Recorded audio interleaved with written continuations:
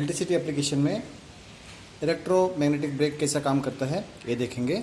इसके लिए हमने जो रेक्टिफायर यूज़ किया है वो है PMG 400।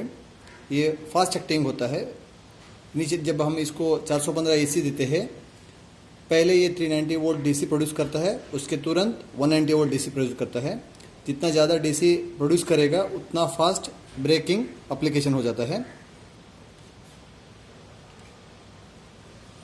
ये हमारा फॉरवर्ड कॉन्टैक्टर है, ये हमारा रिवर्स कॉन्टैक्टर है। अभी हम पहले फॉरवर्ड का एप्लीकेशन देख लेंगे। जैसे ही हम लोग फॉरवर्ड का एप्लीकेशन ऑन करते हैं, स्टार्ट कमांड देते हैं, ब्रेक पहले रिलीज होता है, उसके साथ साथ मोटर घूमने लगता है। अभी हम रिवर्स करेंगे। अभी मोटर फॉरवर्ड घूम रहा है या नहीं देखने के लिए थोड़ा सा इंचिंग करेंगे। आगे की तरफ घूम रहा है। अभी हम रिवर्स करेंगे, पीछे की तरफ घूम रहा है। अभी हम इंचिंग ऑपरेशन करेंगे, जैसे कि इलेक्ट्रिसिटी में ऑपरेशन होता है, आगे पीछे क्रेन को मूव किया जाता है। उसी तरह से हम लोग अभी हम फॉरवर्ड और रिवर्स एप्लीकेशन अप्लाई करेंगे।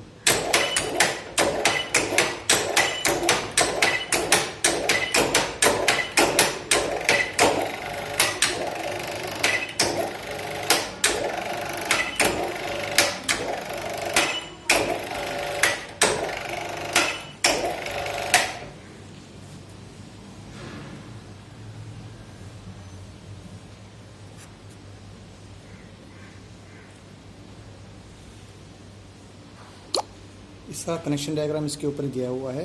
पहले जो पोर्ट होते हैं ये 415 के लिए होता है। तीसरा और चौथा, तीसरे में पॉजिटिव और चौथे में नेगेटिव DC रहेगा। पॉजिटिव DC और नेगेटिव DC यहाँ पे स्विचिंग के लिए यूज़ करते हैं। अभी हमने जो एप्लीकेशन यूज़ किया हुआ है, यहाँ पे हमने स्विचिंग यूज़ किया हुआ है। यहाँ पे भी देखिए, यहाँ पे लिंक दिख रहा है, यहाँ पे स्विच को शॉर्ट किया हुआ है। लेकिन अभी जो एप्लीकेशन चल रहा है, यहाँ पे हमने इस दोनों का NO कॉन्टैक्ट को पैरेलल करते हुए स्विच को दिया हुआ है, ताकि जब फॉरवर्ड घूमेगा तब रिवर्स नहीं काम करना चाहिए, जब रिवर्स घूमेगा तब फॉरवर्ड नहीं काम करना चाहिए। इंटरलॉकिंग करके रखा है ताकि किसी भी कारण से PMG या मोटर डैमेज ना हो। इसे अभी जो हमने जो किया इसको DC स्विचिंग कहते हैं। हमने कॉन्टैक्टर का NO यूज़ किया हुआ है। अभी दो यूज़ कर रहे हैं इसलिए हमने पैरेलल किया हुआ है। अगर सिंगल यूज़ करते हैं तो एक ही कॉन्टैक्टर का NO स्विच के अक्रॉस आएगा यहाँ पे। अभी आप देख सकते हैं कितना फास्टली ये काम कर रहा है। जैसे हमने ब्रेकिंग के लिए स्टार्ट कमांड दे दिया मोटर के लिए, तुरंत ब्रेक रिलीज हो जाता है। भले आप छोटे से इंटरवल के लिए करेंगे तो भी ठीक है।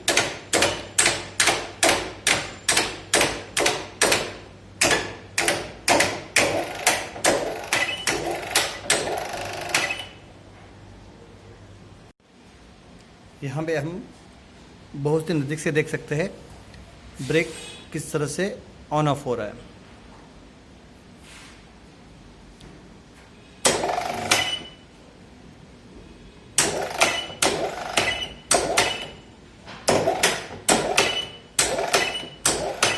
देखिए, जैसे ही कमांड देते हैं तुरंत ब्रेक रिलीज हो जाता है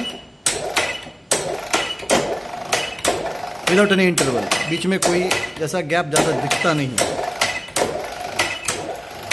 इसकी वजह से मोटर ज़्यादा गर्म नहीं होता। नहीं तो क्या होता है, अगर स्लो रेक्टिफायर का काम अगर स्लो रहेगा तो ब्रेक पकड़ा रहेगा और मोटर घूमने की कोशिश करेगा। उस टाइम पे मोटर का करंट बढ़ सकता है और मोटर ट्रिप कर सकता है।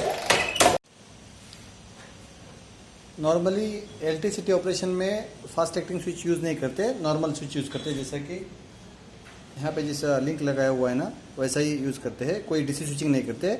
अगर हम लोग यहाँ पे अगर लिंक लगाते हैं तो इसे AC स्विचिंग कहा जाता है।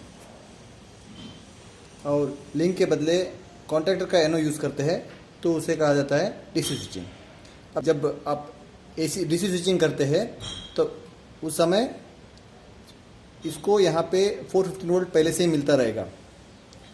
यहाँ पे 450 वोल्ट पहले से मिलता रहेगा, लेकिन DC आउटपुट प्रोड्यूस नहीं करेगा PMG जब तक ये स्विच क्लोज नहीं होता। इसके लिए इसे फास्ट एक्टिंग कहा जाता है। सप्लाई पहले से मौजूद है, जैसे ही यहाँ पे एनो कॉन्टैक्ट क्लोज एनसी हो जाता है, तुरंत ये आउटपुट अपना ब्रेक के कॉइल को दे देता है। जब आप लिंक लगाते हैं तो सप्लाई मोटर का जो टर्मिनल होता है वहाँ से ही पैरेलल कॉन्टैक्ट लिया जाता है 415, ताकि जैसे मोटर के लिए सप्लाई मिले उसी समय रेक्टिफायर को भी सप्लाई मिलेगा और रेक्टिफायर एक्टिंग करेगा। यहाँ पे आप देख सकते हैं पहले जो 2 पोर्ट है यहाँ पे 415 टैप किया हुआ है इनपुट से, ये इनपुट तरफ है, यहाँ से डायरेक्टली टैप किया हुआ है। ये जो रेड और ब्लैक वायर दिख रहा है ये पॉजिटिव और नेगेटिव का ब्रेक का वायर है जो ब्रेक को आउटपुट जा रहा है। ये पहले 2 इनपुट होते हैं 415 और 3 और चौथा ये आउटपुट होता है रेक्टिफायर का, जो कि 190 प्रोड्यूस करेगा। पहले 390 वोल्ट प्रोड्यूस करेगा, फिर तुरंत 190 करेगा। यहाँ से आउटपुट ब्रेक को दिया जाता है। यहाँ पे जो है ये जो 5वां और 6वां ये लिंक या फिर यहाँ पे स्विचिंग कर सकते हैं। अभी हमने क्या किया है, इन दोनों का पैरेलल कॉन्टैक्ट को पैरेलल किया, एनो कॉन्टैक्ट को पैरेलल किया हुआ है और वहाँ से 2 केबल निकाले हुए हैं, इसके पैरेलल में दिए हुए हैं।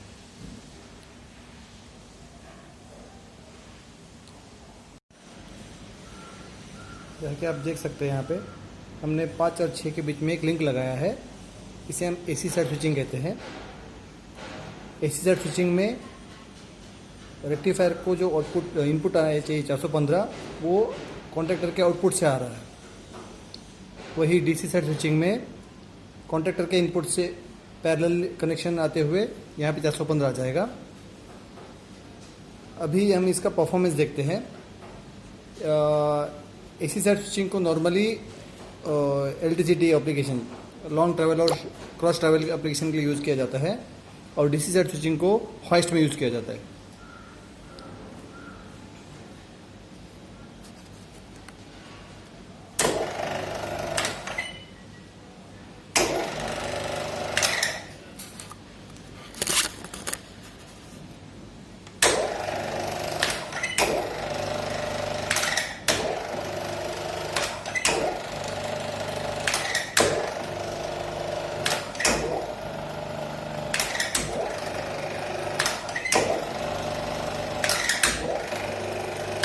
हमेशा ये रिकमेंड किया जाता है कि एलटीसीटी के लिए नॉर्मली आप लिंक लगा सकते हो, यानी एसी स्विचिंग कर सकते हो, और हॉइस्ट के लिए फास्ट एक्टिंग स्विच करना चाहिए, जैसे कि डीसी स्विचिंग हमने आपको दिखाया है। यहाँ पे जो रेक्टिफायर लगा हुआ है ये हाफ वेव रेक्टिफायर है। इसके 1 और 2 टर्मिनल पे 415 आ जाता है और 3 और चौथे पे 190 डीसी आता है। जैसे आप 415 दे देंगे, जैसे ही रेक्टिफायर एक्टिंग करेगा 190 वोल्ट डायरेक्ट डीसी आउटपुट आएगा कॉइल को। इसका मॉडल यहाँ पे है। 1 और 2 में 415, 3 और 4 में 190 डीसी और 5 और 6 में स्विचिंग।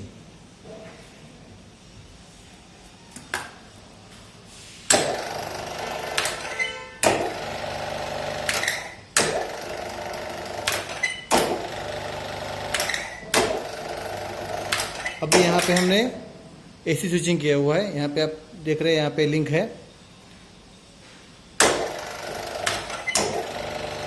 अभी हम इसे डीसी स्विचिंग दिखाते हैं कैसा काम करता है। यहाँ देख सकते हैं अभी हमने डीसी स्विचिंग किया हुआ है। इन दोनों कॉन्टैक्टर का एनो कॉन्टैक्ट को पैरेलल करते हुए 2 वायर यहाँ पे डाल दिया है।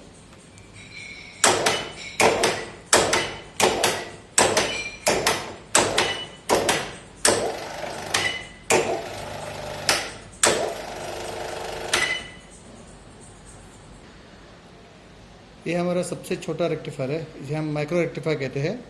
इसमें भी 6 पोर्ट रहेंगे। पहले 2 में 415 रहेगा, 3 और 4 में 190 वोल्ट डीसी आएगा, यहाँ पे स्विच रहेगा। चलिए अभी हम इसको दिखाते हैं इसी इलेक्ट्रोमैग्नेटिक ब्रेक पे कैसा काम करता है, ये हम देख लेंगे अभी।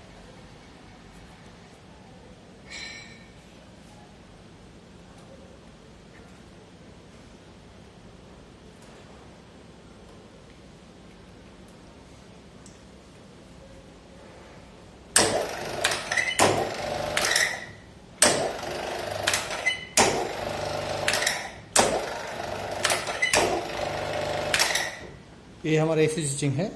अभी हम देखते हैं डीसी स्विचिंग।